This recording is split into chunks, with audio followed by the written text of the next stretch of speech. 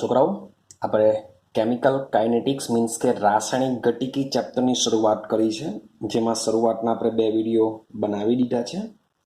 તો આજે આપણે ત્રીજા વિડીયો પર જઈએ છીએ અને ત્રીજા વિડીયોમાં આપણે બીજા વિડીયો પછીનું કન્ટિન્યુ કરીશું. તો આજે આપણે સમજવાના છે પ્રક્રિયા વેગને અસર કરતા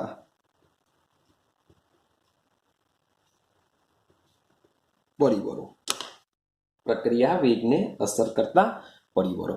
તો ભાઈ પ્રક્રિયાનો જે વેગ છે, જે રેટ ઓફ રિએક્શન છે, એ કઈ કઈ બાબતો પર આધાર રાખશે? તો ભાઈ આ જે પ્રક્રિયાનો વેગ છે, પ્રક્રિયાનો વેગ આધાર રાખશે પ્રક્રિયકોની સાંદ્રતા. શાના પર રાખશે? પ્રક્રિયકોની સાંદ્રતા. શબ્દ બોલું છું પ્રક્રિયકોની, હું નિપજની વાત નથી કરતો. પ્રક્રિયાનો જે વેગ છે એ પ્રક્રિયાનો વેગ પ્રક્રિયકોની સાંદ્રતા ઉપર આધાર રાખશે. માન લો કે પ્રક્રિયકો જો વાયુ અવસ્થામાં હોય તો એની સાંદ્રતા એના દબાણ બરાબર કહેવાય છે. યાદ રાખજો આ. ચાલો, બીજી વસ્તુ શું છે? તો ભાઈ તાપમાન પર બી આધાર રાખી શકે અને સાથે સાથે રાખી શકે ઉદ્દીપક ઉપર. હવે આપણે શું કરવાના છે કે આ જે પ્રક્રિયા વેગને અસર કરતા જે પરિબળો છે એ બધા વિશે હવે આપણે ઇન્ડિવિજ્યુઅલ ભણવાનું છે. મીન્સ કે સાંદ્રતા ઉપર કેવી રીતના અસર આધાર રાખે છે, તાપમાન ઉપર કેવી રીતના રેટ ઓફ રિએક્શન આધાર રાખે છે, અને સાથે સાથે ઉદ્દીપક ઉપર કેવી રીતના આધાર રાખે છે. તો આ બધી જ વસ્તુ આપણે શું કરવાની છે? વારાફરતી સમજવાની છે. તો સૌથી પહેલા આપણે સમજીશું સાંદ્રતા. તો ફર્સ્ટ પોઈન્ટ આપણે લઈ લઈએ.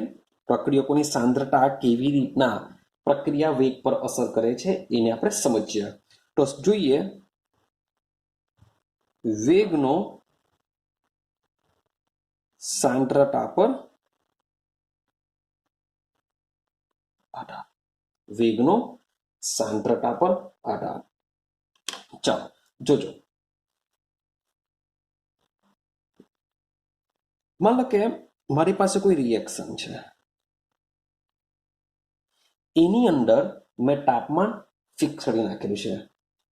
તો જ્યારે તાપમાન અચળ હોય ત્યારે રાસાયણિક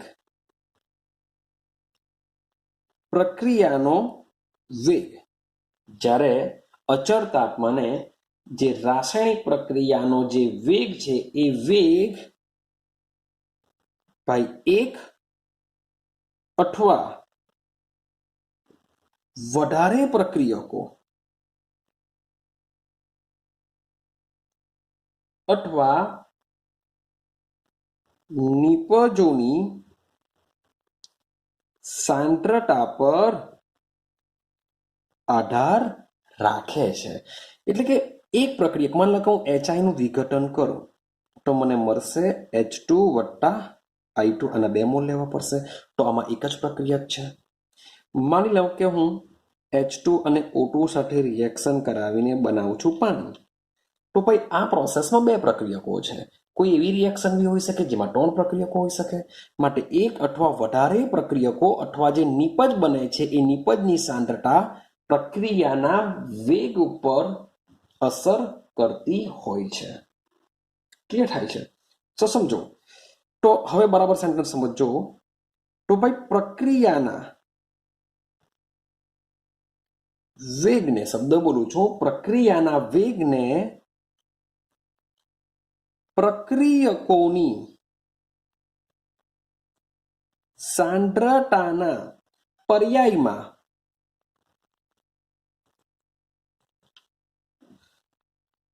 રજૂ કરવાની રીતને કહેવામાં આવે છે વેગ નિયમ. કે જે પ્રક્રિયાનો જે વેગ છે એ પ્રક્રિયાના વેગને, શબ્દ બોલું છું, પ્રક્રિયકો, નિપજની વાત નથી કરતો, તો પ્રક્રિયકોની સાંદ્રતાના પર્યાયમાં રજૂ કરવાની રીતને કહેવામાં આવે છે વેગ નિયમ. આ જ વેગ નિયમને બીજું નામ આપવામાં આવે છે વેગ સમીકરણ, પણ તમે એને કહી શકો છો. अथवा तो एने वेग अभिव्यक्ति तरीके पण ओळखी શકો છો। ક્લિયર થાય છે? તો આ પોઈન્ટ બરાબર દિમાગમાં રાખો કે પ્રક્રિયાના વેગને પ્રક્રિયકોની સાંદ્રતાના પર્યાયમાં રજૂ કરવાની જે પદ્ધતિ છે જેને શું કહેશું આપણે? વેગ નિયમ, વેગ સમીકરણ અથવા તો એને વેગ અભિવ્યક્તિ પણ કહેવામાં આવે છે। તો હવેનો પોઈન્ટ આપણે સમજવાનો પ્રયત્ન કરશું। મીન્સ કે મારે જો વેગને પ્રક્રિયાના વેગને દર્શાવવું હોય તો એ કોનો ઉપયોગ કરવો પડશે? મારે પ્રક્રિયકોની સાંદ્રતાનો ઉપયોગ કરવો પડશે, તો જ હું વેગને દર્શાવી શકા। તો પ્રક્રિયકોની સાંદ્રતાના અનુસંધાનમાં આપણે જે પ્રક્રિયાનો વેગ દર્શાવીએ છીએ એને કહેવામાં આવે છે વેગ નિયમ અથવા વેગ સમીકરણ અથવા વેગ અભિવ્યક્તિ, કોઈ બી બોલી શકો, બધું ચાલશે। તો હવે આપણે સમજવાનો પ્રયત્ન કરીએ વેગ નિયમ અને સાથે સાથે આપણે ભણીશું વેગ અચળાંક। આ જે વસ્તુ છે મોસ્ટ આઈએમપી, તો રટ્ટુ પોપટની જેમ બધું ગોખી નહીં કાઢતા। મોસ્ટ આઈએમપી કહું છું, મોસ્ટ આઈએમપી શામાં આવશે? એમસીક્યુ ની અંદર। હવે મીન્સ કે જે બી ટોપિક ચાલવાનો છે આના પછીનો ટોપિક, આજનો જે વિડીયો છે સમજી લેજો, મોટે ભાગે તમને રાઇટિંગમાં કંઈ નહીં પૂછાશે। પૂછાશે શામાં? ટોટલી એમસીક્યુમાં જ આવશે। કંઈ બી જે બી ક્વેશ્ચન નીકળશે એ શામાં પૂછાશે? બધા એમસીક્યુમાં આવશે ને તમારે કેલ્ક્યુલેશન કરીને આન્સર આપવો પડશે। માટે આજનો જે વિડીયો છે એ આજનો વિડીયો ટોટલી હું શાના પર લઈ જવા? એમસીક્યુ પર લઈ જવા। તો બરાબર સમજ, જ્યારે બી એમસીક્યુ આવશે એટલે સમજી લેવાનું કે આપણે શું કરવું પડશે? સમજવું પડશે। કારણ કે થિયરી હશે તો થિયરી તો માની લો કે તમને ખબર છે કે આઈએમપી છે તો ગોખી બી કાઢશો, પણ એમસીક્યુ જે પૂછાતા હોય છે એના માટે થિયરીને સમજવું પડશે, તો જ તમે એના એમસીક્યુ સોલ્વ કરી શકો છો। માટે વેગ નિયમ અથવા જે વેગ નિયમ અને સાથે સાથે આપણે ભણીશું વેગ અચળાંક। તો આના ક્વેશ્ચન મોટે ભાગે પૂછાતા હોય છે તમારી બોર્ડ એક્ઝામમાં પણ, સાથે સાથે તમારી ગુજકેટ એક્ઝામમાં પણ દેખાતા હોય છે, અને કેટલીક વખત જેડબલઈ નીટ લેવલ પર બી આ પ્રકારના ક્વેશ્ચન આના હોય છે। તો બરાબર સમજવાનો પ્રયત્ન કરજો વેગ નિયમ અને વેગ અચળાંક શું છે। ચાલો હવે માની લઈએ આના આગળના વિડીયોમાં આપણે વાત કરેલી હતી અને એક આપણે રિએક્શન જોઈને આવ્યા હતા, અને એ રિએક્શનમાં જે પ્રક્રિયકો પ્રક્રિયા કરતા હતા તો શરૂઆતમાં એની સાંદ્રતા આપી, એટલે કે શરૂઆતમાં આપણે એનો વેગ શોધ્યો, પછી થોડા સમય પછી વેગ શોધ્યો, સો ઓન એકદમ લાસ્ટ સુધી મીન્સ કે વેગ શોધતા ગયા। પણ એ જે વેગ છે શરૂઆતમાં બહુ વધારે હતો। યાદ હોય તો તમને આના આગલા વિડીયોમાં આપણે વાત કરી છે કે કોઈ પણ રિએક્શનની અંદર, શબ્દ લખું છું, કોઈ પણ રાસાયણિક પ્રક્રિયામાં ભાઈ શરૂઆતનો વેગ હંમેશા કેવો હોય છે? વધુ હોય। શબ્દ જોજો, કોઈ પણ રાસાયણિક પ્રક્રિયામાં મીન્સ કે જ્યારે શરૂઆત થાય છે ત્યારે શરૂઆતનો વેગ હંમેશા કેવો હોય છે? વધુ હોય છે। અને જેમ જેમ સમય પસાર થાય, સમય જેમ વધે, એટલે કે સમય જેમ જેમ પસાર થતો જશે, 1 સેકન્ડ 2 સેકન્ડ 3 સેકન્ડ, જો ભાઈ સેકન્ડમાં થતો હોય તો મતલબ કે કલાકમાં રિએક્શન થતી તો આપણે મિનિટ લઈ શકીએ, 1 મિનિટ 5 મિનિટ 10 મિનિટ 20 મિનિટ। તો જેમ જેમ સમય પસાર થશે તેમ સમય જેમ વધે તેમ પ્રક્રિયાનો વેગ ઘટતો જાય છે। આટલું વસ્તુ દિમાગમાં ફિટ કરી દો, પ્રક્રિયાનો વેગ ઘટતો જાય છે। તો કેમ આવું થાય? કેમ શરૂઆતમાં વધારે, કેમ પછી ધીમે ધીમે ધીમે ધીમે પ્રક્રિયાનો વેગ ઘટતો જાય છે? રીઝન શું છે? તો રીઝન એક જ છે ભાઈ, શરૂઆતમાં જે પ્રક્રિયક છે એ પ્રક્રિયકની સાંદ્રતા કેવી હોય છે? વધુ હોય છે। અને જેમ જેમ સમય પસાર થશે તેમ તેમ વેગ ઘટતો જાય છે, બીકોઝ ઓફ સાંદ્રતા ઘટતી જાય છે। એટલે કે પ્રક્રિયકોની સાંદ્રતા શરૂઆતમાં વધુ હોવાથી પ્રક્રિયાનો વેગ વધુ, જેમ જેમ સમય પસાર થશે તેમ તેમ પ્રક્રિયકની સાંદ્રતા ઘટતી જશે, જેથી પ્રક્રિયાનો વેગ પણ ઘટતો જશે. આ જ વસ્તુ મારે જો નિપજ માટે પ્રક્રિયક, આપણે પ્રક્રિયક, કારણ કે અહીંયા લખેલું જ છે કે પ્રક્રિયાનો જે વેગ છે આપણે પ્રક્રિયકોની સાંદ્રતાના પર્યાયમાં દર્શાવીશું. હવે નિપજની વાત નહીં કરીશું. આપણે જે વેગ નિયમ અથવા વેગ સમીકરણની વાત કરીએ છીએ તેમાં નિપજની સાંદ્રતા આવતી નથી. ક્લિયર થાય છે? હું વાત કરું છું વેગ સમીકરણ. માત્ર મારે વેગને દર્શાવવો હોય તો ભાઈ તમે પ્રક્રિયકોના અનુસંધાનમાં બી દર્શાવી શકો, નિપજના અનુસંધાનમાં પણ દર્શાવી શકો છો. પણ મારે હવે ભણવું છે વેગ સમીકરણ. તો વેગ સમીકરણ કોને કહેવાશે અથવા વેગ નિયમ કોને કહેવાશે? કે જેમાં પ્રક્રિયકોની સાંદ્રતાના પર્યાયમાં આપણે વેગને રજૂ કરીશું. માટે માત્ર કોણ આવશે? પ્રક્રિયકોની સાંદ્રતા આવશે. ચાલો, તો આના કરતા ઉલટું શું બોલી શકું કે ભાઈ પ્રક્રિયકોની સાંદ્રતા જો વધારતો જાઉં તો શું થઈ શકે? વેગ પણ વધે. આટલું ક્લિયર થઈ ગયું કે કોઈ પણ રાસાયણિક પ્રક્રિયાનો શરૂઆતનો વેગ વધારે હોય છે બીકોઝ ઓફ પ્રક્રિયકોની સાંદ્રતા વધારે હોય છે. જેમ જેમ પ્રક્રિયકોની સાંદ્રતા ઘટતી જાય તેમ તેમ પ્રક્રિયાનો વેગ પણ ઘટતો જશે. આના કરતા ઉલટું, જો પ્રક્રિયકોની સાંદ્રતામાં જો વધારો કરું તો પ્રક્રિયાનો વેગ પણ શું થશે? વધતો જશે. તો એવું કહી શકીએ કે જે પ્રક્રિયાનો જે વેગ છે એ વેગ પ્રક્રિયકોની સાંદ્રતા પર આધાર રાખે છે. આટલું ક્લિયર થઈ ગયું? એટલે કે મીન્સ કે આપણે જે વેગ સમીકરણ દર્શાવીશું એક શાના દ્વારા દર્શાવીશું? પ્રક્રિયકોની સાંદ્રતા ઉપરથી રજૂ કરીશું. ચાલો સમજવાનો પ્રયત્ન કરીએ. મને લાગે મારી પાસે એક રિએક્શન છે, એક કોમન એક્ઝામ્પલ લેવું છું, કોમન રિએક્શન લેવું છું. મારી પાસે એના મોલ છે, સ્મોલ એ કેપિટલ એના મોલ છે, વત્તા સ્મોલ બી એ કેપિટલ બી ના મોલ છે. તો એ અને બી રિએક્શન કરે છે.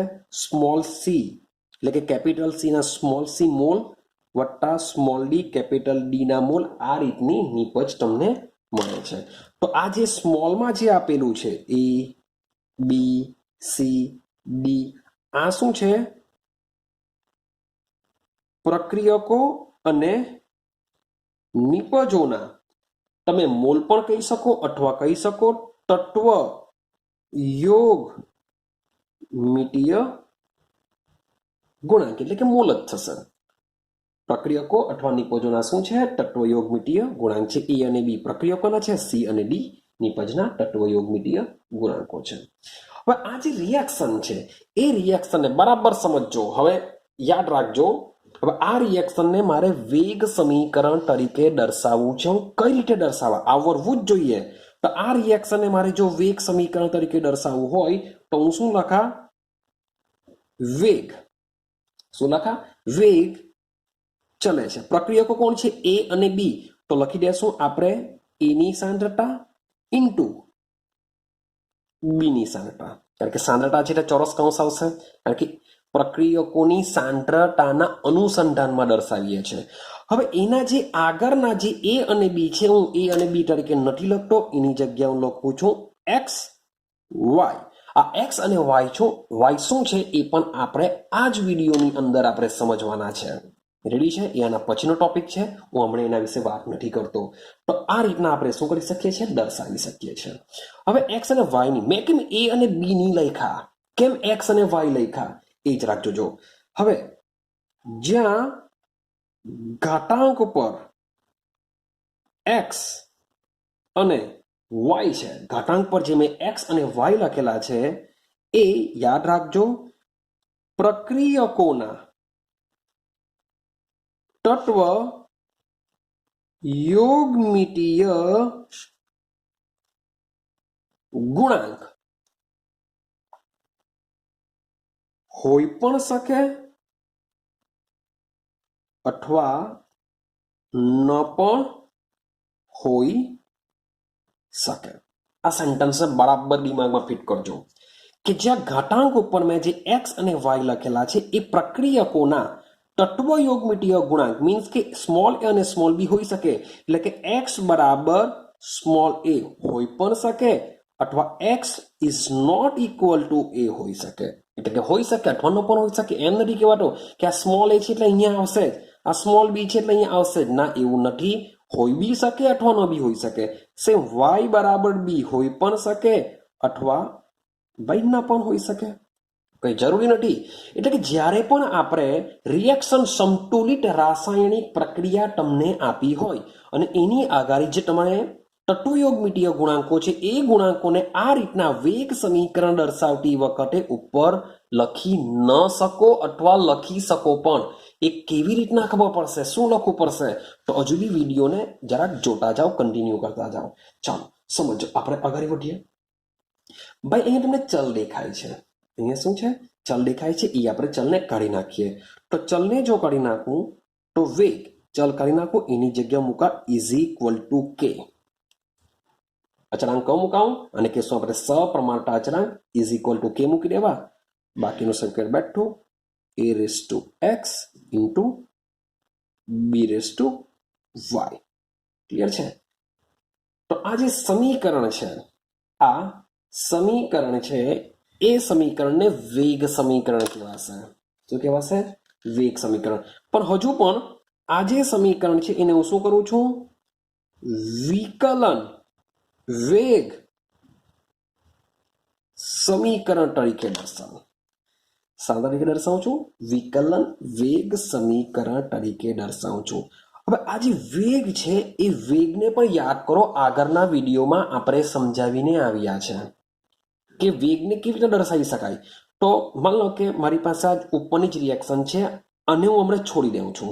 હવે હું શું કરું છું, આ રિએક્શન માટે વેગને દર્શાવવાની વાત કરું તો આપણે શું લખીએ છીએ ખબર છે, વેગને દર્શાવવા માટે minus 1/a delta a by delta t, હા કે ના, ઇઝ ઇક્વલ ટુ બીના સારા બી દર્શાવી શકાય -1/b, કારણ કે જે એની આગળના હોય છે એમાં 1/b 1/માં મૂકવામાં આવે છે, ડેલ્ટા બી છેદમાં ડેલ્ટા ટી આ રીતના મૂકીએ છીએ, ઇઝ ઇક્વલ ટુ પ્લસ, કારણ કે આપણે નિપજ માટે બી લખી શકીએ આપણે 1/c delta c by delta t તરીકે લખી શકીએ.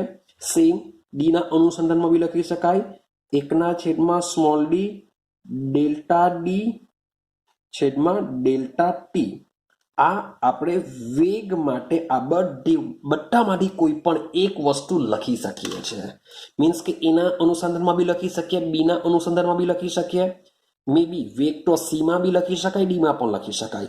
પણ જ્યારે વેગ સમીકરણની વાત કરીએ છીએ એ વેગ સમીકરણમાં માત્ર ને માત્ર પ્રક્રિયકોની સાંદ્રતાને જ લઈએ છીએ, માટે વેગ સમીકરણની અંદર આ વસ્તુ આપણે લખી ન શકીએ.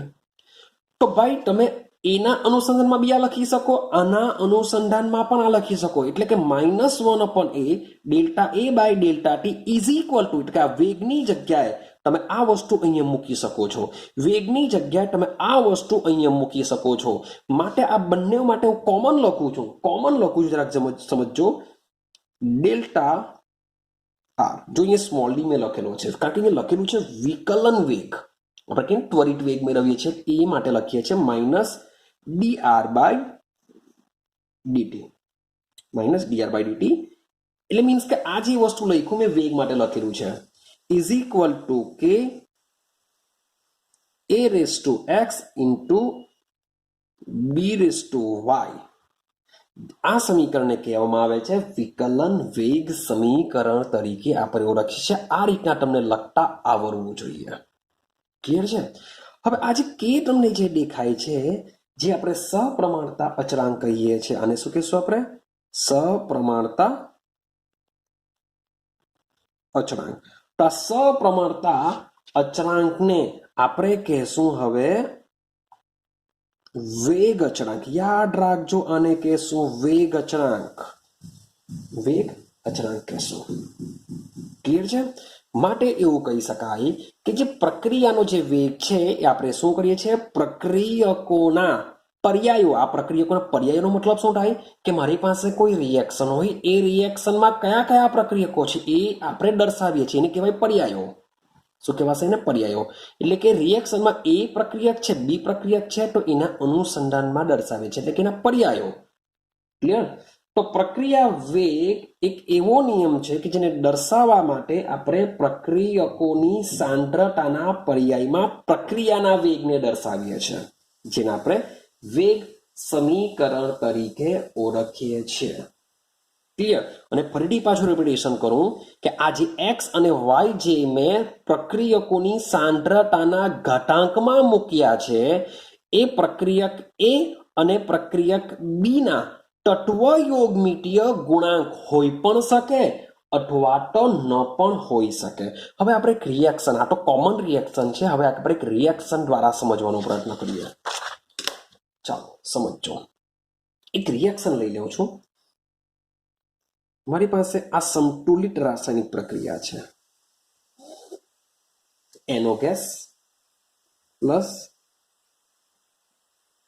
O2 gas, it gives twice NO2 gas.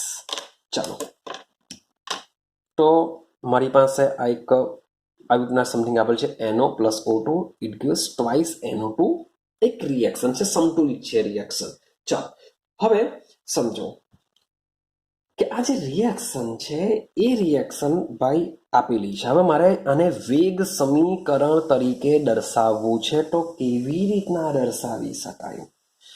તો ભાઈ મેં તમને પહેલા કીધું છે કે તમે જો ભૂલથી પણ, ચાલો મીન્સ કે મેં તમને હમણાં સુધી સમજાવ્યું એટલે ચાલુ કરી દેશો કે પ્રક્રિયાનો વેગ ઇઝ ઇક્વલ ટુ NO છે એટલે કે NO ની સાંદ્રતા, અગાડી 2 છે, ચાલો અહીંયા 2 મૂકી દેશો, ઇન્ટુ ભાઈ O2 છે બીજો પ્રક્રિયક, એની આગાડી કઈ નથી એટલે 1 મૂકી દેશો. બસ સર, જો થઈ ગયો, વેગ સમીકરણ દર્શાવી દીધું.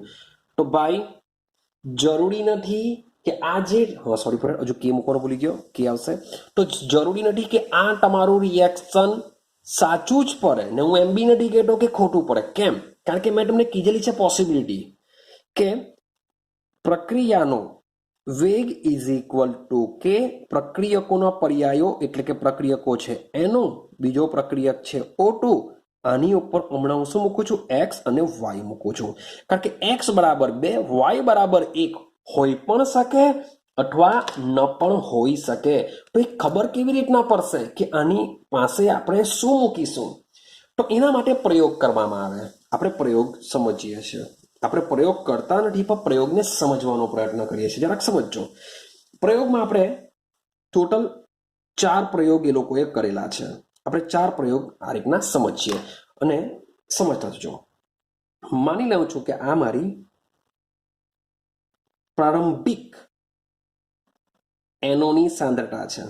શું છે? પ્રારંભિક એનોની સાંદ્રતા. સાંદ્રતા મોલ પ્રતિ લિટરમાં જ આવશે, હું દર્શાવતો નથી. ચાલો, પ્રારંભિક એનોની સાંદ્રતા છે. આ છે મારી પાસે પ્રારંભિક O2 ની સાંદ્રતા. આ શું છે? પ્રારંભિક O2 ની સાંદ્રતા. ને આ લોકોનો ઉપયોગ કરીને આપણે શું સમજીશું? NO2 ના નિર્માણનો પ્રારંભિક વેગ. આ જે નિપજ જે NO2 બને છે એનો પણ આપણે વેગ મીન્સ કે જાણી શકીએ છીએ. મીન્સ કે જ્યારે રિએક્શન થાય છે, માની લો કે આ રિએક્શન એક એક્ઝામ્પલ એ 20 મિનિટમાં કમ્પ્લીટ થાય છે, તો પહેલી 1 મિનિટમાં મેં ચેક કરી કે આ કેટલો વપરાયો, આ કેટલો બન્યો, એ લખી દીધું મેં. ચાલો 5 મિનિટ પછી નક્કી કર્યું, તો 5 મિનિટ પછી આ કેટલો ઘટ્યો, આ કેટલો ઘટ્યો, આ કેટલો ઘટ્યો, તે મેં લખી દીધો. ભાઈ 15 મિનિટ પછી લખ્યું, 15 મિનિટ પછી કેટલું થયું, આ કેટલો રહ્યો, આ કેટલો રહ્યો, આ કેટલો વધ્યો, કારણ કે આ વધે આ ઘટે. છેલ્લી મિનિટમાં જોઈ લીધું આ કેટલું થયું, આ કેટલું વધ્યું.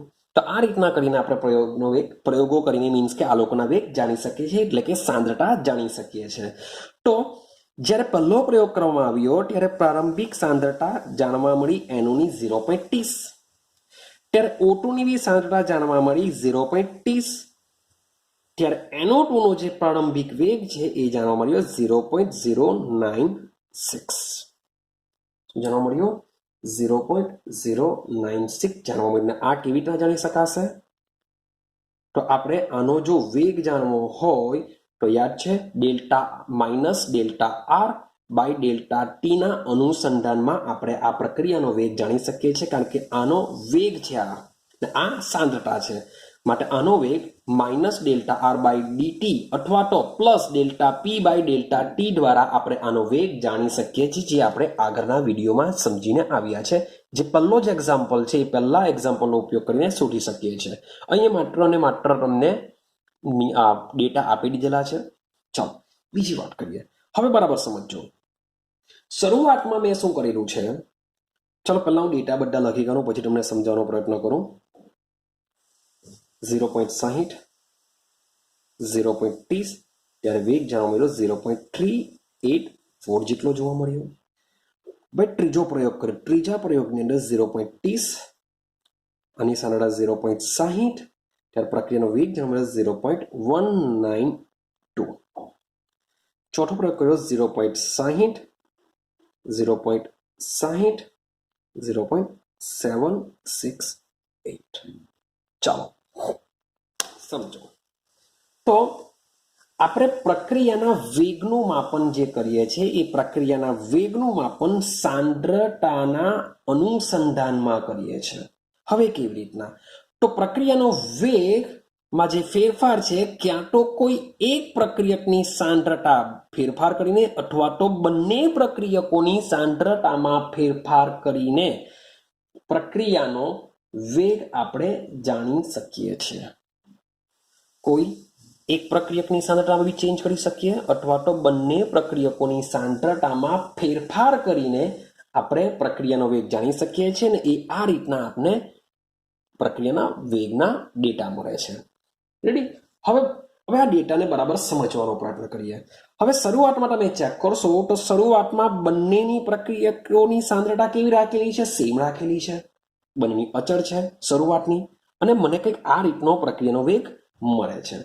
પણ તમે જ્યારે બીજું પોઈન્ટ જોશો ત્યારે NOની સાંદ્રતા ચેક કરો, 0.30 થી 0.60 કરી દીધી. એટલે કે બીજા પ્રયોગમાં આ જે NOની સાંદ્રતા કેટલી કરી નાખી? બમણી કરી નાખી. કેટલી કરી? બમણી કરી.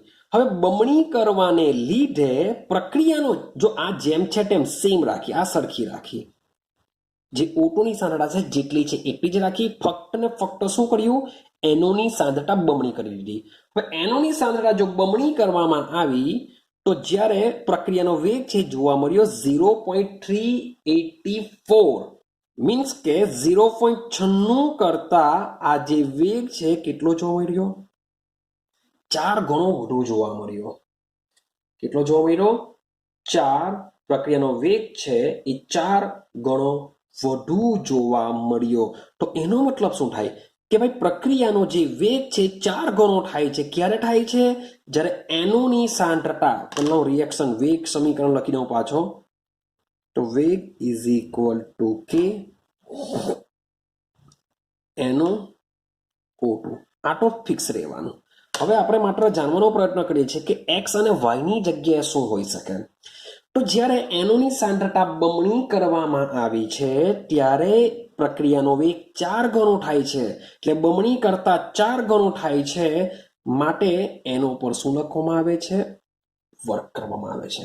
બમણી કરવાથી 4 ગણો, માટે વર્ગ કરીશું. હવે શું કર્યું ત્રીજા પ્રયોગમાં? ત્રીજા પ્રયોગમાં જો પ્રારંભિક સાંદ્રતા 0.30, આ બી 0.30, મીન્સ કે શું કરી? NOની પ્રારંભિક સાંદ્રતા અચળ રાખી. પણ જે O2 ની જે પ્રારંભિક સાંદ્રતા છે 0.30, હવે એને શું કરી દીધી? બમણી કરી. હવે શું કર્યું? O2 ની NOની સાંદ્રતા સેમ રાખી, O2 ની સાંદ્રતા બમણી કરી દીધી. તો પ્રક્રિયાનો વેગ તમે જોશો 0.096 થી થઈ ગયો 0.192. 0.096 થી કેટલો થયો? 0.192 થયો. એટલે કે તમારો જે વેગ છે એ કેવો થયો? બમણો થયો.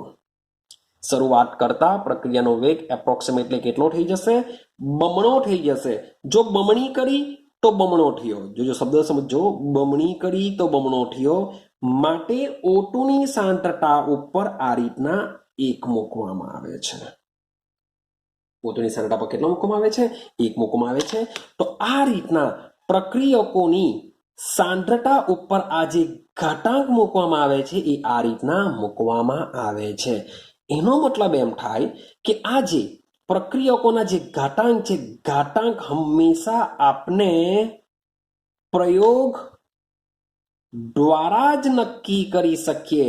એટલે કે સિદ્ધાંત દ્વારા નક્કી કરી શકાતું નથી. આપણે કોઈ એવો કન્સેપ્ટ વાપરી શકતા નથી કે ભાઈ એનો 2 છે, O2 1 છે એટલે 2 ને 1. મેં તમને પહેલા કીધેલું છે કે પ્રક્રિયકોના તત્વ યોગમિતીય ગુણાંક બરાબર હોઈ પણ શકે અથવા તો ન પણ હોઈ શકે.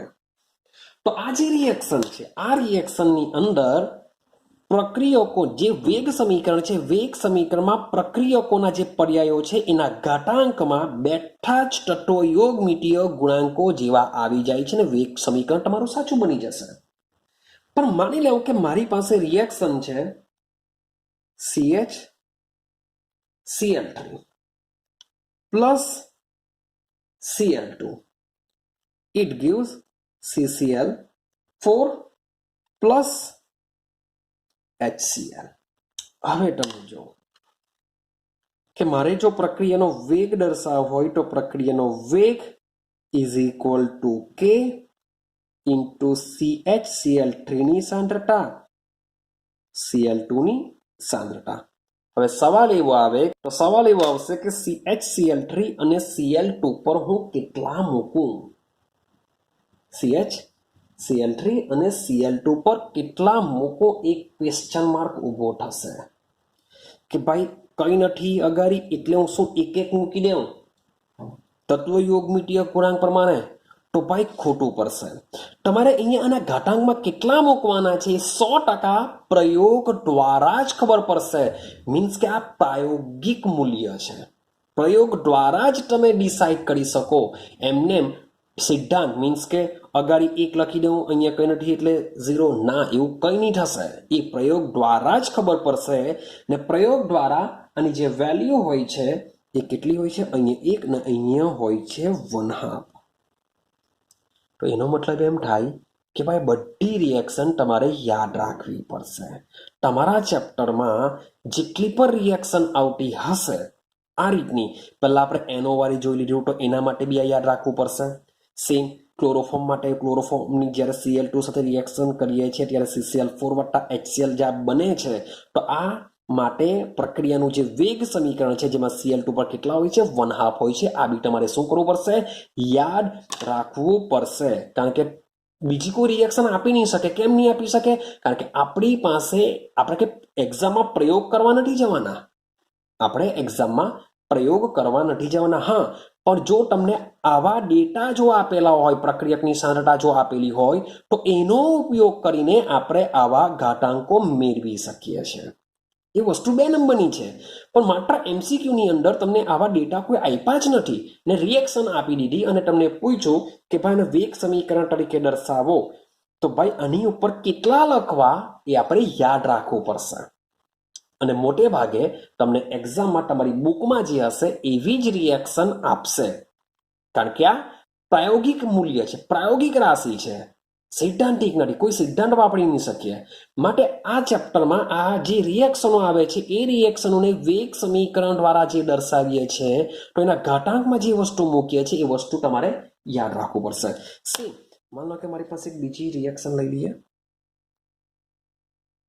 CH3 COO C2H5 plus H2O. આ એસ્ટરનું શું કે આ એસ્ટર છે, RCOO એસ્ટર છે. એસ્ટરનું જળ વિભાજન કરીએ તો શું બનશે? યાદ રાખતા જાઓ. આવશે જો ઓર્ગેનિકમાં તો બનશે એસિડ વત્તા આલ્કોહોલ. તો બનશે શું? CH3 COOH વત્તા C2H5OH તમને મળશે. એટલે કે એસ્ટર અને આલ્કોહોલ. આ પ્રોસેસ રિવર્સિબલ હોય છે. પ્રોસેસ કેવી છે? રિવર્સિબલ. એટલે કે આલ્કોહોલ અને કાર્બોક્સિલિક એસિડ વચ્ચે પ્રક્રિયા કરીને તમે આ વસ્તુ પણ મેળવી શકો છો. હવે જરાક જોજો, હવે આ પ્રક્રિયાના વેગ સમીકરણ તરીકે દર્શાવીએ તો વેગ બરાબર કે CH3 COO C2H5 અને અહીંયા લખી દઉં છું બીજો પ્રક્રિયક H2O. હવે સવાલ એવો આવે કે ઉપર હું શું દર્શાવું, તો આની આગળ કંઈ નથી એટલે એક એક મૂકી દઉં. શું આગળ આપણે એવું જોયેલું કે Cl2 માં આપણે 1/2 મૂકી દઈએ, H2 માં બી 1/2 મૂકી દઈએ કે ભાઈ જમણી બાજુની જે પડો એમાં 1/2 મૂકી દેવાનું? તો ભાઈ બધું જ તમારી કેલ્ક્યુલેશન ખોટી પડશે. આ સિદ્ધાંતિક એવા કોઈ નિયમ આમાં નહીં બનાવતા, એવું કોઈ ગેસિંગ નહીં કરતા, એવો કોઈ સિદ્ધાંત તમે તમારી જાતે બનાવવાની વાત નહીં કરતા કે જમણી બાજુ જે હોય તેમાં 1/2 મૂકી દેવાનું, ડાબી બાજુમાં 1 હોય એટલે 1 મૂકી દેવાનું. તો ભાઈ ખોટું પડી જશે. ક્લિયર છે? તો આ બી પ્રાયોગિક જ વસ્તુ હોય છે. તો શું હોય છે ખબર છે? અહીંયા 1, ભાઈ કંઈ નહીં હોય એટલે 1 સમજવાનું. અહીંયા 1 હોય છે ને H2O પર 0 હોય છે. ઠીક છે? તો વારંવાર તમને કહું છું, આ જે બધી રિએક્શન છે, રિએક્શન તમારે યાદ રાખવી પડશે, તો જ તમે આને કમ્પ્લીટલી લખી શકશો. અથવા તો આ વસ્તુ એઝ અ દાખલા તરીકે બી નીકળે છે. મીન્સ કે 1 અને 0 આપણે સાબિત કરવાનું હોય છે કે તમારે અહીંયા કેટલું મૂકી શકો. તો એના માટે તમને શું કરશે, આ રીતના સાંદ્રતાના ડેટા આપી દેશે. એ સાંદ્રતાના ડેટા પરથી આપણે શું કરીશું, આ રીતના વેગ શોધીશું ને વેગનો ઉપયોગ કરીને આપણે આના ઘાતાંકમાં શું લખવાનું હોય છે એને આપણે સોલ્વ કરીશું. તો આ રીતનું તમારો વેગ સમીકરણ છે. શું છે? વેગ સમીકરણ. હવે કેવી રીતના પૂછાશે? તો પૂછાશે શું કે મોટે ભાગે કોઈ એકની સાંદ્રતા આપી હોય, કોઈ બીજાની આપી હોય, વેલ્યુ બી આપી દેશે. હવે કોઈ એકની સાંદ્રતા બમણી કરતા પ્રક્રિયાનો વેગ કેટલો થશે, વેગ અચળાંક શું થશે? તો આવા બધા ક્વેશ્ચન તમને પૂછાશે. મીન્સ કે એકવાર તમે ક્વેશ્ચન જોશો તો તમને આઈડિયા આવશે કે ભાઈ કેવી રીતના આ વસ્તુ પૂછાતું હોય છે. ક્લિયર છે? ચાલો હવે સેમ આની સાથે જ એક વસ્તુ બીજું આપણે કન્ટિન્યુ કરીએ, વિડીયોને આપણે કન્ટિન્યુ કરીએ. હવે મારો એક બીજો પોઈન્ટ હું લેવું છું, એને કહેશું આપણે પ્રક્રિયા ક્રમ. પ્રક્રિયાનો ક્રમ શું હોઈ શકે એને આપણે સમજવાનો પ્રયત્ન કરીએ. પ્રક્રિયાનો ક્રમ બરાબર સમજજો. આ પણ તમને કહું છું, મોસ્ટ આઈએમપી ટોપિક છે. પર શાના માટે? ટોટલી MCQ માટે ને પૂછાશે જ, નીકળશે જ કંઈ ને કંઈ. તો આજનો જે વિડીયો છે એમાં તમને 1 માર્ક્સનો ક્વેશ્ચન તો 100% તમારી બોર્ડ કે ગુજકેટ એક્ઝામમાં મળશે એટલે મળશે જ. 100%ની વાત છે. રેડી છે? કારણ કે મોટે ભાગે નીકળતા હોય જ છે. તો બરાબર સમજજો પ્રક્રિયાક્રમ શું છે, પ્રક્રિયાક્રમનો ટોપિક શું છે. મીન્સ કે તમારે રેડી શાના માટે કરવાનું છે? આ વસ્તુ MCQ માટે રેડી કરવાનું છે. એટલે કે ટોપિકને સમજજો, ગોખતાની. ચાલો સમજજો. તો આપણે વેગ સમીકરણને કેવી રીતના લખીએ છીએ એ આપણે ખબર છે. મને કે કોમન રિએક્શન માટે લખું, જે ઉપર જે એ બી વાળી રિએક્શન હતી તેના માટે જો વેગ સમીકરણ જો લખું તો વેગ is equal to k into a raise to x, sorry ફોટે બી રેસ ટુ વાય. યાદ રાખજો, પ્લસ એવું કંઈ નહીં હશે, બંનેની સાંદ્રતાનો ગુણાકાર આવશે. પ્લસ નહીં લખાઈ જાય, જરાક ધ્યાન આપજો. હવે આ જે એક્સ અને વાય શું છે, એક્સ અને વાય શું છે એને આપણે સમજવાનો પ્રયત્ન કરીએ. જ્યાં એક્સ અને વાય, તો એક્સ શું સૂચવે છે? એક્સ એ પ્રક્રિયક એની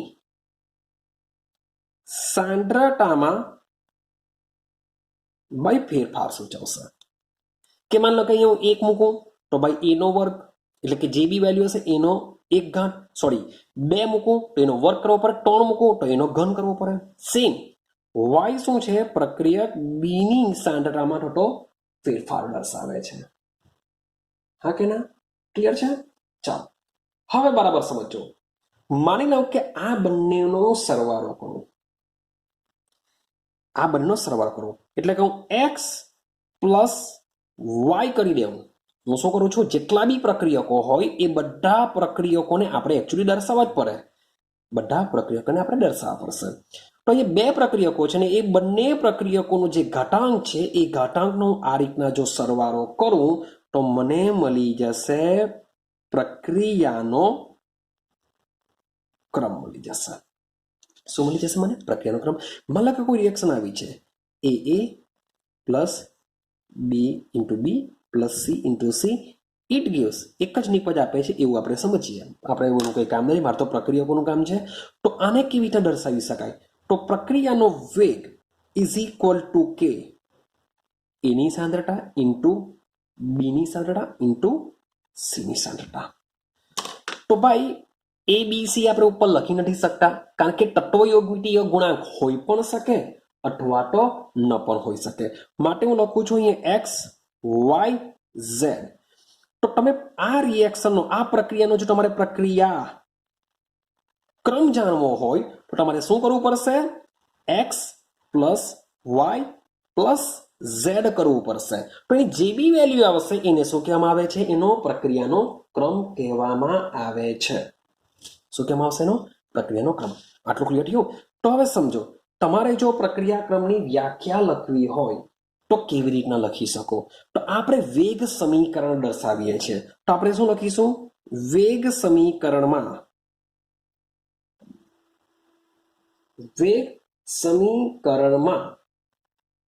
પ્રક્રિયકોની, કારણ કે છે તો આપણા પ્રક્રિયકો જ, તો પ્રક્રિયકોની સાંદ્રતાના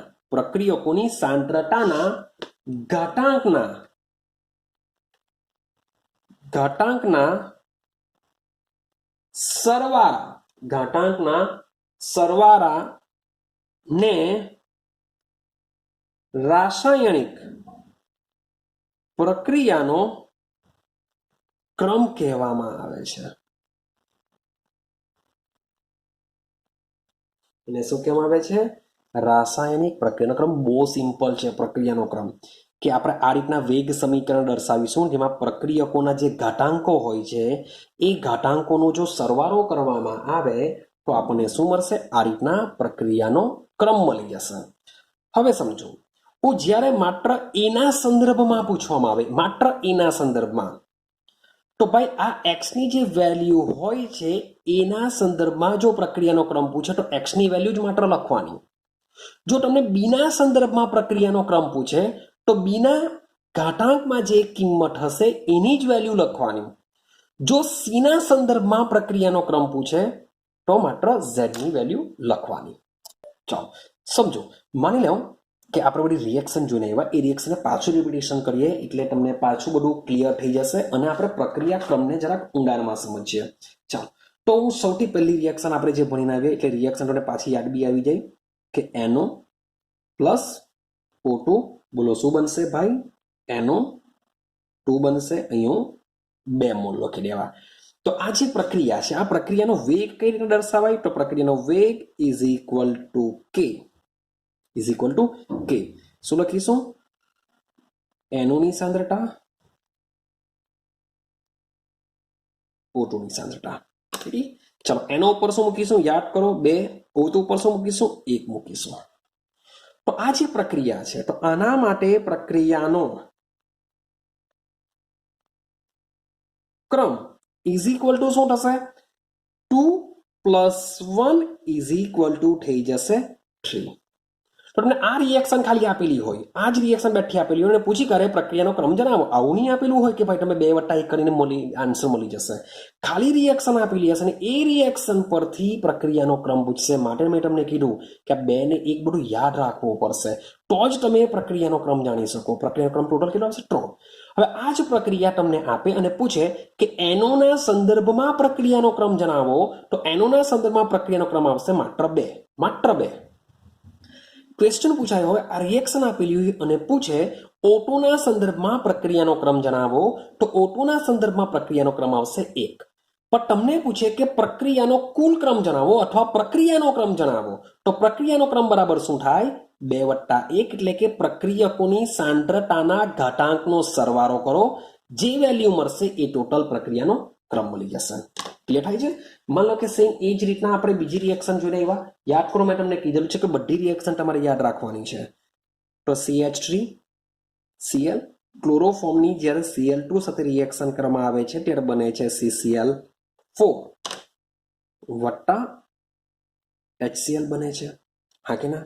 ચાલો, તો આ પ્રક્રિયાનો વેગ બરાબર યાદ કરો, વેગ ઇઝ ઇક્વલ ટુ કે CH3Cl. અને હા, સમીકરણ એકચ્યુઅલી તમને જે આપેલું હશે મોટે ભાગે બેલેન્સ કરેલું આપેલું હશે, અથવા ન પણ આપેલું હોય તો પણ પ્રક્રિયાનો ક્રમ તો તમારે યાદ રાખવો જ પડશે, કારણ કે એને બેલેન્સ અનબેલેન્સ સાથે કોઈ લેવા દેવા હોતી નથી. અહીંયા હશે Cl2. હવે યાદ કરો આપણે શું કરતા હતા, તો CH3Cl માં અહીંયા કેટલો આવશે, 1 આવશે, કંઈ નથી એટલે કે 1, અને અહીંયા હતો 1/2. માટે જે પ્રક્રિયાનો જે ક્રમ છે કેટલો થઈ જશે, 1 + 1/2. કેટલો થઈ જશે, 1 + 1/2. તો આપણે લસા લઈ શકીએ છીએ, બે આને આપણે ગુણી કરીએ એટલે શું થશે, 2 2 × 2 એટલે 2, 2 + 1 એટલે કે 3, 3/2 થઈ જશે. તો પ્રક્રિયાનો ક્રમ કેટલો આવ્યો, 3/2. જો અપૂર્ણાંકમાં આવ્યો, આવી શકે છે, અપૂર્ણાંકમાં આવી શકે છે. ક્લિયર થઈ ગયું એટલું? ચાલો હવે તમને ઇન્ડિવિજ્યુઅલ પૂછે કે Cl2 ના અનુસંધાનમાં કેટલો, તો અડધો, 1/2. CH3Cl ના અનુસંધાનમાં કેટલો, તો 1. આઈડિયા આવી રહી છે પ્રક્રિયાનો ક્રમ શું છે? ચાલો હજી એક રિએક્શન આપણે હમણાં સુધી આવી ગયેલી છે, કઈ છે, CH3COO-C2H5. CH3COO-C2H5 એનું આપણે શું કરીએ છીએ, પાણીમાં જળ વિભાજન કરીએ છીએ, જેથી મને મળશે CH3COOH વત્તા C2H5OH. તો શું થશે, તો ભાઈ પ્રક્રિયાનો વેગ ઇઝ ઇક્વલ ટુ કે લખી દેશું આપણે CH3COO-C2H5 ની સાંદ્રતા ઇન્ટુ H2O ની સાંદ્રતા. યાદ કરો અહીંયા આપણે 1 લખીએ છીએ અને આપણે 0 લખીએ છીએ આપણે અહીંયા. તો ભાઈ આ રિએક્શન માટે પ્રક્રિયાનો ક્રમ શું હોઈ શકે, તો ભાઈ પ્રક્રિયાનો ક્રમ 1 + 0 = કેટલો હોય છે, 1 હોય છે.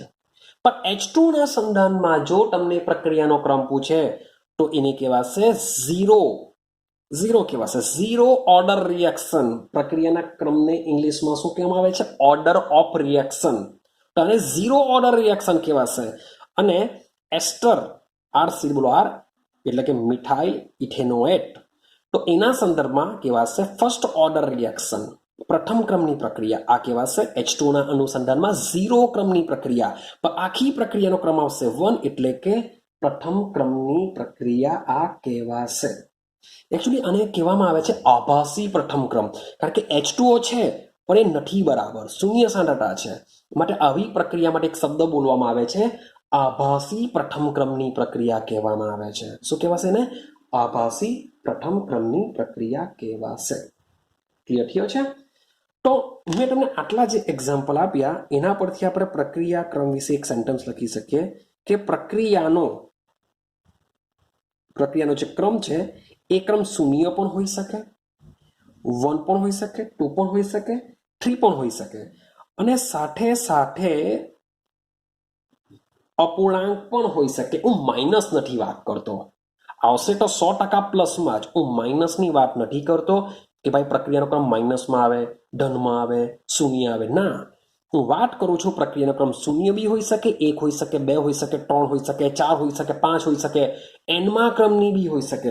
શું આ રીતના હું ટપકા મૂકું છું, હોઈ શકે છે એવી. રેડી? અપૂર્ણાંક પણ હોઈ શકે છે, પોઈન્ટમાં બી આવી શકે છે. મીન્સ કે 3/2 છે તો પોઈન્ટમાં આન્સર આવશે એનો. તો અપૂર્ણાંક પણ હોઈ શકે છે, પૂર્ણાંક પણ હોઈ શકે છે, શૂન્ય પણ હોઈ શકે છે, પણ ઋણ હોતી નથી. ક્લિયર થાય છે? હવે આ જે શૂન્ય ક્રમની પ્રક્રિયા મેં તમને હમણાં જ વાત કરી કે શૂન્ય ક્રમની પ્રક્રિયાનો અર્થ શું થાય, તો શૂન્ય ક્રમની પ્રક્રિયાનો અર્થ થશે કે જે પ્રક્રિયાનો જે વેગ છે, પ્રક્રિયાનો વેગ પ્રક્રિયકની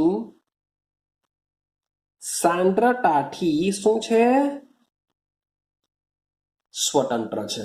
એટલે કે 0 ઓર્ડર રિએક્શન હોય ત્યારે પ્રક્રિયકની સાંદ્રતા ભલે ગમે તેવી હોય તેના પર એ આધાર રાખતો નથી. એનો મતલબ થાય શૂન્ય ક્રમની પ્રક્રિયા. રેડી છે?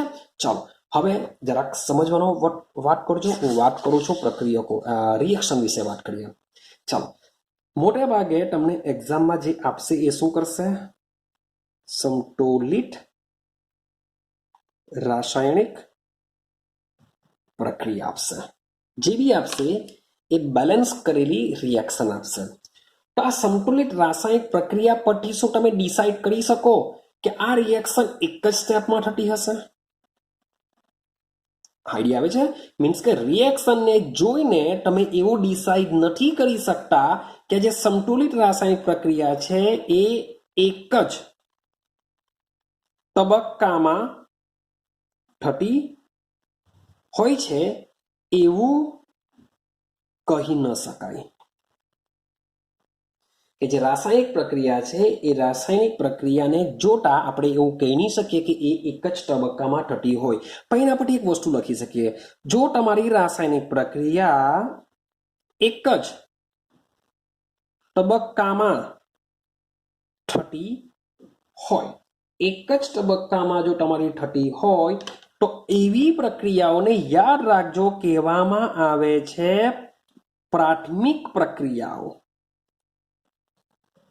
એને શું કહેવામાં આવશે? પ્રાથમિક પ્રક્રિયાઓ કહેવાશે. અને આવી પ્રાથમિક પ્રક્રિયાઓનો પ્રક્રિયાક્રમ આપણે જે ઉપર મુજબ જોઈને આવ્યા તે મુજબ જ આપણે ડિસાઇડ કરી શકીએ છીએ. એટલે કે પ્રક્રિયાનો વેગ ઇઝ ઇક્વલ ટુ કે પ્રક્રિયકોની સાંદ્રતા, એનો કોઈ જે ઘાતાંક છે ઘાતાંકનો સરવાળો કરો, એ મુજબ આપણે પ્રક્રિયાઓનો ક્રમ મેળવી શકીએ છીએ. પણ ક્યારે? જો રિએક્શન એક જ તબક્કામાં થતી હોય, એટલે કે માની લો કે H2 વત્તા Cl2 it gives twice HCl by એક જ તબક્કામાં થઈ જશે, તો આવી પ્રોસેસને કહેવામાં, આવી રિએક્શનને કહેવામાં આવશે પ્રાથમિક પ્રક્રિયાઓ. અને પ્રાથમિક પ્રક્રિયાઓના વેગ ઇઝ ઇક્વલ ટુ કે H2 Cl2, અહીંયા x, અહીંયા y, આ જ રીતના સેમ આપણે મેળવી શકીએ છીએ.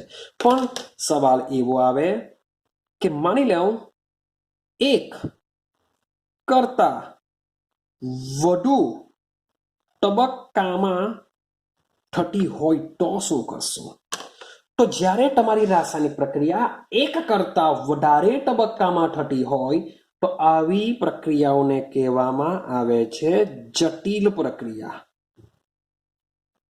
શું કહેશું આપણે એને? જટિલ પ્રક્રિયા કહેશું. એક રિએક્શન લખો, કોમન રિએક્શન લખું છું, A વત્તા B it gives C, sorry D લખીએ આપણે. માની લો કે A અને B પ્રક્રિયકો એકબીજા સાથે રિએક્શન કરે છે અને D આપે છે, તો થવાનું શું? તો A પ્લસ B પહેલા તબક્કામાં શું કરશે? C આપશે. અને આ જે C છે એ C નું વિઘટન કે વોટ એવર કંઈ બી થઈને પછી D આપશે. તો આ પહેલો તબક્કો થઈ ગયો, આ બીજો તબક્કો થયો. કંઈક ખબર પડે છે કંઈ? મીન્સ કે આવી ઘણી બધી રિએક્શનો છે કે જે એક જ તબક્કામાં નથી થતી, પરંતુ બે કે તેથી વધુ તબક્કામાં પણ થઈ શકે છે. હું એમ નથી કહેતો કે બે તબક્કામાં થાય, ભાઈ 3, 4 વોટ એવર કંઈ બી હોઈ શકે. એટલે કે એક કરતા વધુ તબક્કામાં જ્યારે થતી હોય ત્યારે એવી પ્રોસેસને શું કહેવામાં આવે છે? જટિલ પ્રક્રિયાઓ કહેવામાં આવે છે. તો ભાઈ આ જટિલ પ્રક્રિયાઓ વિશે શું? તો મોટે ભાગે જટિલ પ્રક્રિયાઓ વિશે પ્રક્રિયાનો ક્રમ મેળવવો અશક્ય છે. પ્રક્રિયાનો ક્રમ આપણે મેળવી શકતા નથી. કેવી પ્રક્રિયાઓ માટે? જટિલ પ્રક્રિયાઓ માટે. પણ તેમ છતાં પણ એવું કહેવામાં આવે છે કે બે કે તેથી વધુ તબક્કામાં થતી પ્રક્રિયાઓમાં જે તબક્કો ખૂબ જ ધીમા વેગથી થતો હોય, માની લો કે આ 1 અને 2 બે તબક્કા છે. હવે આ બે તબક્કામાંથી જે તબક્કાનો વેગ ધીમો હોય તો એ ધીમા તબક્કા ઉપર આખી પ્રક્રિયાનો વેગ આધાર રાખશે. જે તબક્કો ખૂબ ધીમો થતો હોય તેના ઉપર આખી પ્રક્રિયાનો વેગ આધાર રાખે છે. યાદ રાખજો આ પોઈન્ટ, કે જ્યારે પ્રોસેસ એક કરતા વધુ તબક્કામાં થતી હોય ત્યારે ભલે 5 તબક્કામાં હોય કે 6 તબક્કા, વોટ એવર જે બી તબક્કા હોય, તેમાં જે તબક્કાનો વેગ સૌથી ધીમો હોય બીજા બધા તબક્કાઓની કમ્પેરિઝનમાં, તો એ તબક્કો તમારો વેગ નિર્ણાયક કહેવાશે. એટલે કે આખી પ્રક્રિયાનો વેગ એ માત્ર ને માત્ર એ ધીમા વેગથી થતા તબક્કાઓ પર આધાર રાખે છે. અને જે ધીમા વેગથી જે તબક્કો થાય છે એ તબક્કામાં એ પ્રક્રિયામાં જે પ્રક્રિયકો હશે એ પ્રક્રિયકોની સાંદ્રતાના ઘાતાંક પરથી જ આપણે શું ડિસાઈડ કરી શકીએ છીએ? પ્રક્રિયાનો ક્રમ ડિસાઈડ કરી શકીએ છીએ. યાદ રાખજો. આ ક્લિયર થાય છે? માની લો કે આ ડીમો તબક્કો છે, તો ડીમા તબક્કામાં માત્ર ને માત્ર કોણ છે? સી છે. તો પ્રક્રિયાનો વેગ is equal to k into C. તો સી ઉપર વોટ એવર અહીંયા જે બી હોય તે આખી પ્રક્રિયાનો ક્રમ બની જશે. તે શું થઈ જશે? આખી પ્રક્રિયાનો ક્રમ બની જશે. આટલું ક્લિયર થયું? ચાલો હવે આપણે સમજવાનો પ્રયત્ન કરીએ, મજાનું સમજીએ. ચાલો સમજતા રહેજો. ચાલો હવે એક મજાનો કન્સેપ્ટ ક્લિયર કરીએ છીએ. વેગ અચળાંક. વેગ અચળાંક આપણે કોને કહીએ છીએ? કે કહીએ છીએ. કેના એકમો. મેં તમને કીધેલું છે કે પ્રક્રિયાનો જે ક્રમ છે મોસ્ટ આઈએમપી છે, જેમાં આ પણ આવી જશે. મોટે ભાગે તમને જોવા મળતો હોય છે.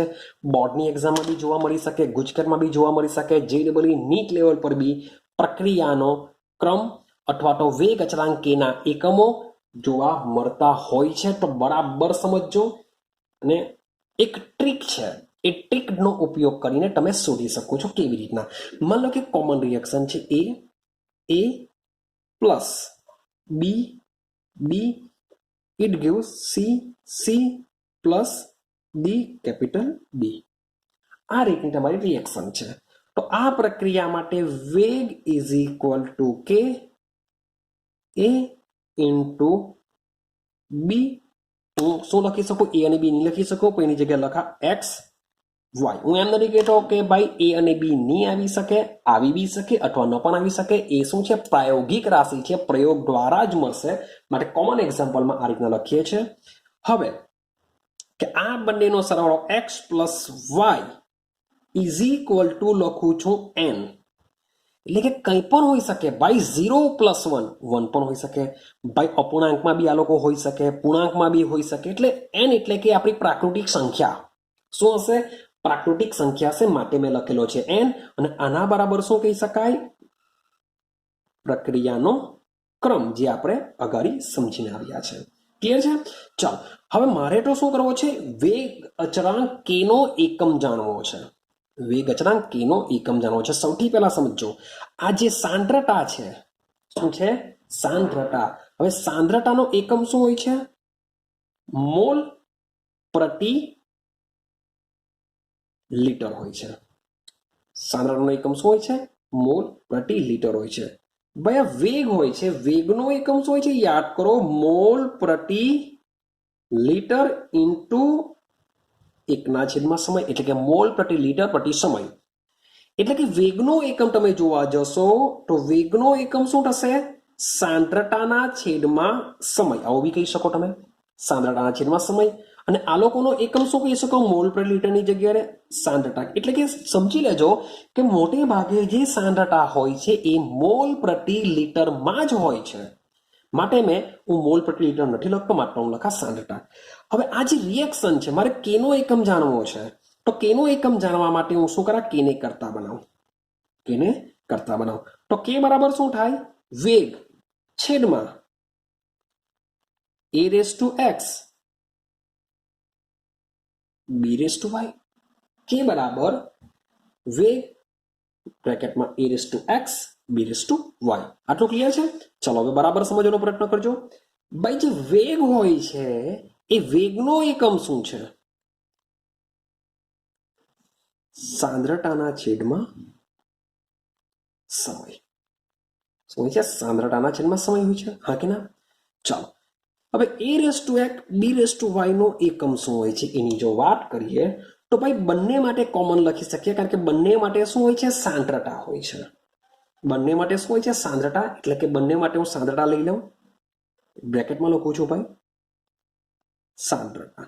પણ બંને માટે આ જે X અને જે Y હોય છે એ કંઈ સમાન હોવાના નથી. એ તો ભાઈ અલગ અલગ અંક આવશે. તો એની જગ્યાએ હું શું મૂકી દઉં છું? ઉપર N મૂકી દઉં છું. માટે શું થશે? અંશનો છેદ ક્યાં જશે? છેદમાં જશે. सांद्रता छेदમાં सांद्रता रेस टू n गुणिया भाई समय मूकी शक्या।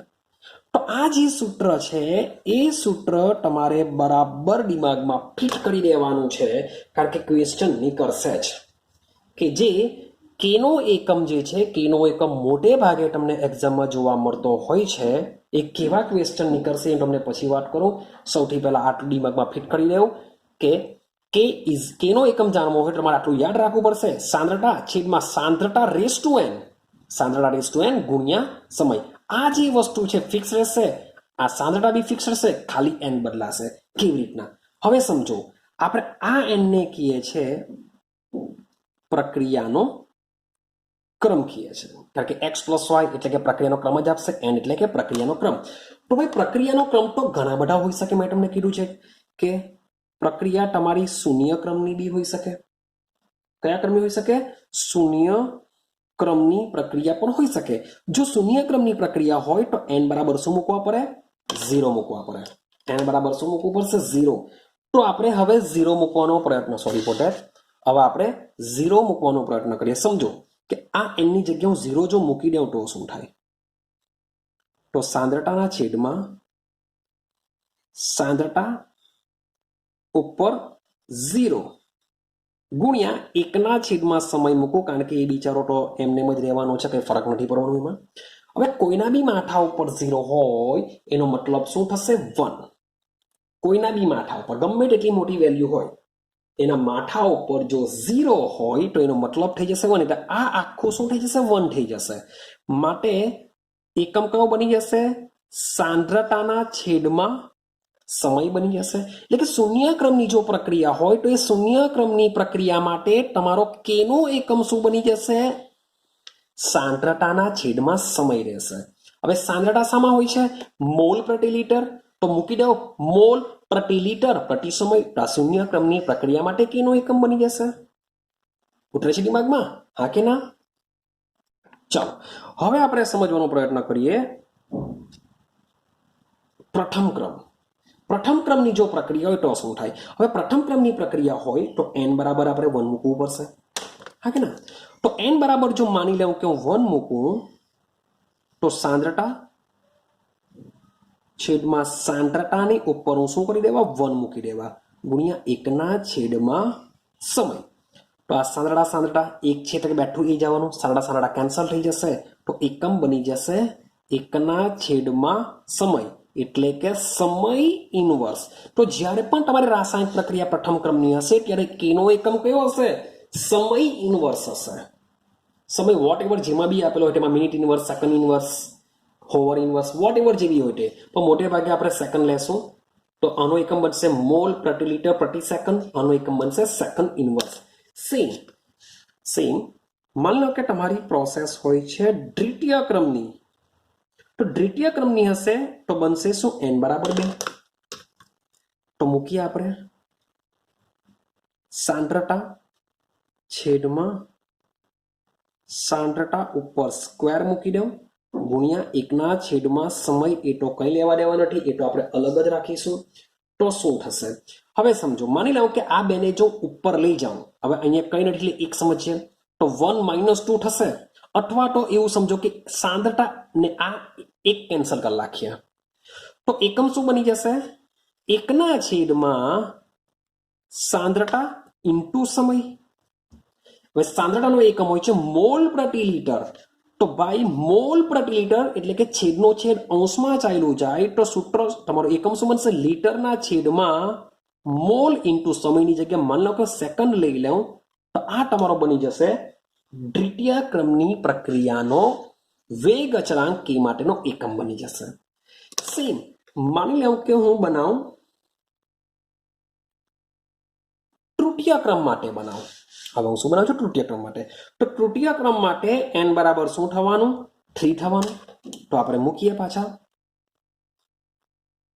सांद्रता छेदमां सांद्रतानी ઉપર આપણે મૂકી દેશું 3 गुणिया 1 छेदमां समय। बिचारो ये तो कई नहीं करशे, एमनेम ज रहेवानो। तो सेम पाछुं 1 कैंसल करी नाखुं તો અહીંયા શું થઈ જશે? 2 થઈ જશે, હા કે ના? તો હવે જોજો, ઇઝ ઇક્વલ ટુ 1/, સાંદ્રતાનો સ્ક્વેર.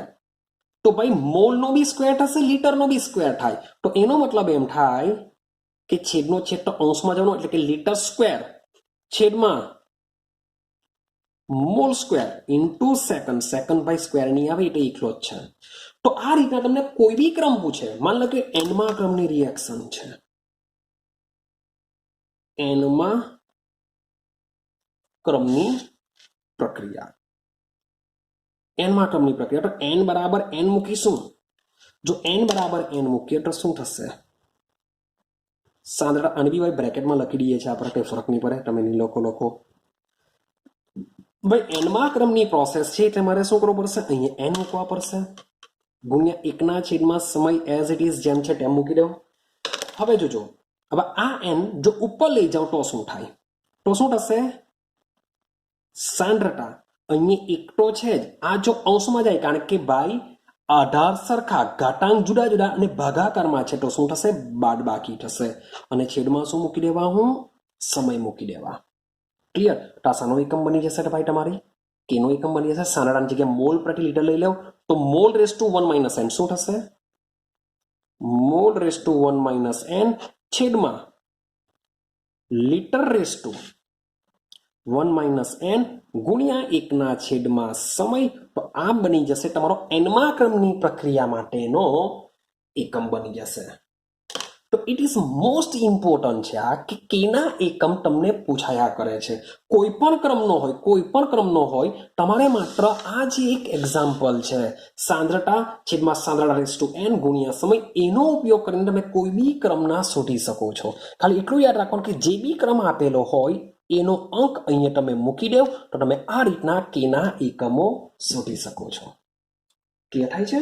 હા કે ના? ચાલો હવે થોડુંક એક્ઝામ્પલ દ્વારા સમજીએ, પ્રક્રિયાના ક્રમને જ આપણે એક્ઝામ્પલ સમજીએ. માન લો કે મારી પાસે પ્રક્રિયાનો વેગ ઇઝ ઇક્વલ ટુ કે a raise two 1/2, sorry for that, કે ઇન્ટુ a રેસ ટુ 1/2 અને b રેસ ટુ 3/2 છે. હવે આનો પ્રક્રિયાનો ક્રમ પૂછ્યો, તો પ્રક્રિયાનો ક્રમ બરાબર શું કરવાના? વેગ સમીકરણમાં પ્રક્રિયકોની સાંદ્રતાના ઘાતાંકનો આપણે સરવાળો કરીશું, મીન્સ કે 1/2 પ્લસ 3/2, બંનેમાં છેદ સરખા છે, મારે થશે 4/2, એટલે કે આન્સર આવશે 2. તો એકંદરે પ્રક્રિયાનો ક્રમ કેટલો થઈ ગયો? ભાઈ 2 થઈ જશે. પણ તમને એના સંદર્ભમાં પૂછે તો 1/2 થશે પ્રક્રિયાનો ક્રમ, અને બીના સંદર્ભમાં પૂછે તો 3/2 થશે. તો આખી પ્રક્રિયાનો ક્રમ કેટલો થશે? 2. એ જ રીતના માન લો કે કોઈ રિએક્શન છે, વેગ સમીકરણ ઇઝ ઇક્વલ ટુ કે, ચાલો a રેસ ટુ તમને આપ્યો 3/2 અને b રેસ ટુ આપ્યો ભાઈ -1 આપ્યો છે. એટલે કે બીના સંદર્ભમાં ભાઈ માઇનસમાં બી આપેલું છે, મીન્સ કે એનસીઆરટીમાં માઇનસમાં બી આ રીતના હોઈ શકે છે, એવું સમજીને ચાલીએ આપણે. તો ભાઈ આના માટે પ્રક્રિયાનો ક્રમ શું હોઈ શકે? 3/2. હવે પ્લસ માઇનસ, એકચ્યુઅલી માઇનસ શું, -1 જ લખી દઉં છું. તો ભાઈ લસા થશે 2, આની સાથે ગુણાશે એટલે કે 3 - 2/2 થશે. એટલે કે તમારો પ્રક્રિયાનો ક્રમ ચેક કરો, 1/2. તો ઓલ ઓવર પ્રક્રિયાનો ક્રમ તમને કેવો મળે છે? પોઝિટિવ જ મળે છે. એટલે કે પ્રક્રિયાનો ક્રમ કેટલો હશે? 1/2, એટલે કે અડધો હશે. તો આ રીતના પ્રક્રિયાનો ક્રમ ઇમ્પોર્ટન્ટ છે. તો આજનો જે વિડીયો છે તમારો, જે તમને વેગ સમીકરણને કેવી રીતના દર્શાવવામાં આવે છે એ બહુ મજાનું છે. એ આવડશે તો જ તમને આગળનું આવડશે. ને એ વેગ સમીકરણ પરથી આપણે પ્રક્રિયાનો ક્રમ જાણી શકીએ. પ્રક્રિયાના ક્રમ પરથી આપણને વેગ અચળાંક કેના એકમો પણ જાણી શકીએ છીએ. આ બધું જ તમને ઇમ્પોર્ટન્ટ છે. કેટલીક વખત શું થશે કે તમને છે ને પ્રક્રિયાનો ક્રમ પૂછી કાઢે, કંઈ જ નહીં આપેલું, ખાલી પ્રક્રિયાનો ક્રમ પૂછી કાઢે અને ખાલી કેની વેલ્યુ આપેલી હશે. કેની વેલ્યુ 2.3 ઇન્ટુ 10⁻⁵ હશે, litre into mall inverse into second inverse, આ રીતના ખાલી આપેલું હશે અને પૂછી કાઢે કે ભાઈ પ્રક્રિયાનો ક્રમ શોધી કાઢો. તો તમે વિચારશો કે યાર કેવી રીતના શોધવાના? અરે યાર, જે કેનો એકમ છે, કેનો એકમ કયો છે?